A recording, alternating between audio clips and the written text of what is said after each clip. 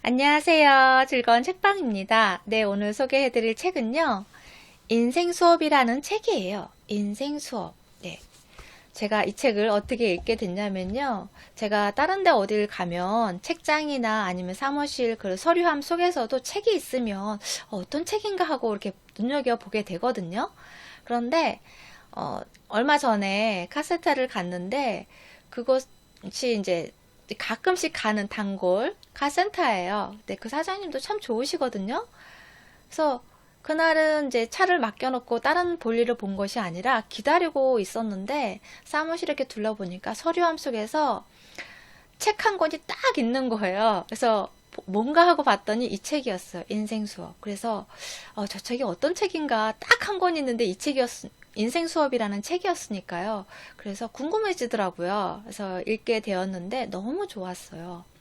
이 책은 어떤 분이 쓰셨냐면요. 어, 정신의학자이시고요. 호스피스 운동의 선구자이신 엘리자베스 키블러 로스라는 분과 그리고 또 그의 제자이신 데이비드 캐슬러라는 두 분이 함께 쓰신 책이에요. 그리고 루시아님이 책을 옮기셨고요. 그래서 삶의 문턱에 있는 분들과 그의 가족들 그리고 그런 삶과 죽음의 문턱을 경험한 그래서 나중에 뭐 병을 완치한 분도 계셨고 검사를 했는데 오판이었던 그런 경험을 해서 그 경험을 통해서 느낀 삶의 지혜나 그런 깨달음 그런 내용들이 담겨 있는 그런 책이에요. 그래서 이 책을 읽기 시작을 했을 때 이 책이 너무 무겁고 우울하고 그런 느낌이지 않을까 하는 우려를 했어요. 그래서 이 책을 읽고 나서 내 마음이 너무 무겁고 침울해지는 건 아닐까 그런 생각도 했었거든요. 근데 그런 생각 전혀 안 하셔도 돼요. 너무나 따뜻하고 감동적이고 깨달음이 있고 지혜가 있는 그리고 배움이 있는 그런 내용들로 가득해요. 그래서 읽은 내내 어떤 우울하고 침울하고 그런 것이 아니라 감동적이고 그리고 왠지 포근하게 감싸주는 엄마 품처럼 편안하고 따뜻한 그러한 감정을 느낄 수 있는 그러한 책이었어요. 그래서 시간이 되시면 꼭 읽어보셨으면 좋겠어요. 이 책은 이 책에 담겨져 있는 분들의 이야기가 뭐 다른 누군가의 모르는 사람의 이야기가 아니라 내 이야기가 될 수도 있고 우리의 가족 사랑하는 사람들의 이야기가 될 수도 있고 가까운 누군가의 이야기이거든요. 사람은 누구나 태어나고 죽음을 맞이하게 되잖아요. 그런데 우리가 죽음을 앞두고 내가 원하는 만큼 오래 살지 못하고 언젠가는 죽음을 앞두고 있구나라고 그 사실을 받아들일 때 내 삶에 대해서 되돌아보는 그러한 시간을 많이 갖는다고 해요. 그래서 나는 누구인지, 나는 어떤 삶을 살았는지, 내 삶에 대해서 생각해보고 되돌아보는 그러한 시간들을 많이 갖게 된다고 해요. 그래서 그런 이야기들이 많이 나오고요. 그리고 또 사람마다 다 살아온 과정들이 다르고 환경들이 다르고 또 자신이 중요하게 생각하는 자신의 일생에서 삶에서 중요하게 생각하는 부분들이 다 다르잖아요. 그렇기 때문에 다양한 삶의 모습들이 나오는데요. 그 다양한 모습들 속에서 정말 많은 것들을 깨닫고 배울 수 있는 그러한 시간이 되리라는 생각을 했어요. 책 내용을 소개해 드릴 건데요. 루시아님이 이 책을 번역하면서 들어가기 앞서 쓰신 글이 있어요. 그 부분을 잠깐 읽어 드릴게요. 우리가 알고 있는 아름다운 사람들이란 실패를 알고 고통을 겪고 상실을 경험하며 깊은 구덩이에 빠져 길을 찾아 헤맨 이들이다. 그들은 동정심과 따뜻함, 사랑과 배려로 가득한 곧 삶에 대한 이해와 감수성, 감사의 마음을 지니고 있다. 아름다운 사람들은 우연히 있는 것이 아니다. 네. 책 내용을 소개를 해드릴게요. 첫 장이 자기 자신으로 존재하기거든요. 그런데 이 부분을 읽으면서 얼마 전에 저번 영상에서 소개해드렸던 나는 누구인가 그 부분하고 정말 같은 내용이고 또 이어지는 내용이라 볼 수 있어요. 나는 누구인가 그 부분에 대해서 많이 생각하고 그리고 또 자신을 들여다보는 그러한 시간을 갖는다는 거예요. 죽음을 앞두고 나서. 그래서 그 부분에 대한 책 내용을 읽어드릴게요. 배움을 얻는다는 것에 대한 내용이에요. 배움을 얻는다는 것은 다른 사람이 아닌 자기 자신의 인생을 사는 것을 의미합니다. 갑자기 더 행복해지거나 부자가 되거나 강해지는 것이 아니라 세상을 더 깊이 이해하고 자기 자신과 더 평화롭게 지내는 것을 의미합니다. 네. 세상과 더 깊이 이해하고 자기 자신과 더 평화롭게 지내는 것을 의미합니다. 난 내 삶이 불완전하기 때문에 더 즐겁다 라고 누군가는 말했듯이 삶의 배움을 얻는다는 것은 삶을 완벽하게 만드는 것이 아니라 있는 그대로 삶을 받아들일 줄 알게 되는 것입니다. 네. 있는 그대로의 삶을 받아들일 줄 알게 되는 것을 말합니다. 네. 때로는 최악의 상황에 직면할 때 우리는 더 많이 성장합니다. 조건이 가장 나쁠 때 오히려 자신이 가진 최상의 것을 발견할 수 있습니다. 그 배움을 통해 행복하고 가치 있는 삶이 무엇인가를 깨닫게 됩니다. 그것은 완벽하지는 않지만 진정한 삶입니다. 그렇다면 그런 배움을 얻는 주체는 누구인가? 다시 말해, 나는 누구인가? 네, 나는 누구인가? 아마도 이것이 첫 번째 질문이면서 가장 어려운 질문일 것입니다. 당신은 그 어느 것도 아닙니다. 당신에게도 틀림없이 결점이 있겠지만 그것들이 당신은 아닙니다. 병에 걸렸을 수도 있지만 그 병이 당신은 아닙니다.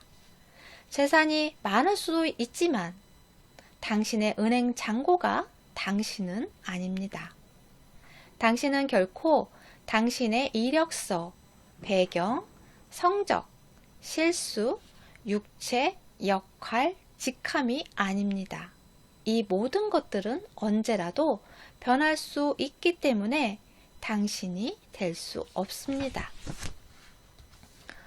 병과 싸우는 사람들을 보고 있으면 자신이 누구인가를 알기 위해서는 진정한 자신이 아닌 것들을 모두 벗어 던져야 한다는 것을 알게 됩니다.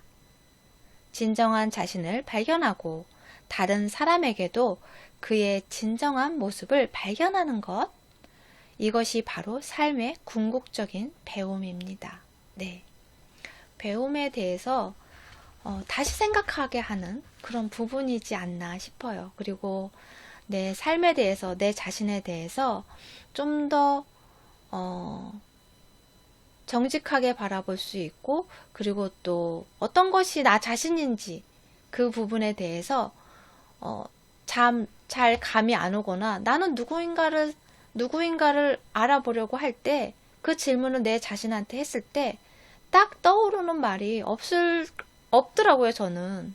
그래서 그 부분에 대해서 계속 고민을 하고 나 자신에게 질문을 하는 그러한 시간들을 가졌는데 이 책을 읽음으로써 조금 더 나 자신에 대해서 알아가고 그러한 좀 더 명확하게 알아가는 그러한 시간이 되지 않았나 싶어요. 그래서 여러분에게도 자신에게도 이런 부분에 대해서 한번 질문을 하고 생각해보고 그러한 시간이 되셨으면 좋겠어요. 한 남자의 이야기를 소개를 해드릴게요. 류게릭 병으로 고통받는 한 남자와 나눈 이야기였어요. 그 남자와 이야기를 나누면서 이분한테 질문을 했어요. 이 상황에서 가장 힘든 것은 뭔가요? 병을 앓고 있는 고통받는 사람에게, 한 남자에게 이 상황에서 가장 힘든 것이 뭔가요? 병원에 갇혀 지내는 건가요? 아니면 병 그 자체인가요? 그러한 질문을 했어요. 그랬더니 그분이 하시는 말씀이 어떤 말씀이었냐면요. 그 부분을 소개를 해드릴게요. 그분이 아니요. 그 고통받는 병이 아니라 병원에 갇혀서 계속 치료를 받아야 하는 그 상황이 고통스러운 것이 아니라 가장 힘든 건 사람들이 나를 과거형으로 대한다는 점입니다. 나를 과거의 존재로 생각하는 겁니다. 지금 몸 안에서 무슨 일이 일어나고 있든 난 여전히 완전한 사람입니다. 이 류게릭병이 나는 아닙니다. 내 안에는 정의할 수 없고 변화하지도 않는 나의 일부가 존재합니다. 그것은 나이를 먹거나 병에 걸린다고 해서 사라지지 않아요. 내가 붙들고 있는 나의 한 부분이 있습니다. 그것이 바로 나 자신이며 앞으로도 변하지 않을 것입니다. 변하지 않은 나입니다. 네. 이런 부분에 대해서 이 글을 읽고 정말 공감이 됐고요. 그리고 이 부분에 대해서 정말 환자가 아닌 그런 보호자나 아니면 그 제3자의 시각으로 봤을 때 이 부분에 대해서는 생각하지 않는 경우가 참 많은 것 같아요. 제가 아는 분도 많이 아팠을 때 어른으로서 존중받고 인정받기를 원하더라고요. 그러니까 기운도 없고 참 몸 움직이는 것도 힘들고 많이 아픈 상태이기 때문에 무언가 자꾸 해주려고 하고 대신 해주려고 하고 막 그러잖아요. 그렇게 도와주려고 하면 화를 내더라고요. 그래서 나는 3살짜리 어린아이가 아니라고 그러면서 화를 내더라고요. 그 생각이 났어요. 그러면서 그 사람이 아프든 아프지 않든 그리고 또 어디가 불편하든 불편하지 않든 한 사람으로서 존중하고 존중받고 존중하고 그리고 죽음을 앞두고 있더라도 그 사람이 그 순간은 살아있는 거잖아요. 그 생명이 다하기 전까지는 살아있고 현재 존재하고 한 인간으로서 살아가는 그런 시간들이잖아요. 그렇기 때문에 그런 것을 존중하고 인정해주고 하는 것이 참 중요한 부분인 것 같아요. 지금의 이 이야기가 뭐 꼭 죽음을 앞둔 사람에게만 해당되는 것이 아니라 나 자신에게도 그리고 또 내가 사랑하는 사람, 내가 만나는 모든 사람들에게도 해당되는 그러한 이야기지 않나 싶어요. 네, 도움이 되셨나요? 다음 시간에 이어서 소개를 해드릴게요. 구독과 좋아요도 부탁드릴게요. 다음 시간에 또 만나요.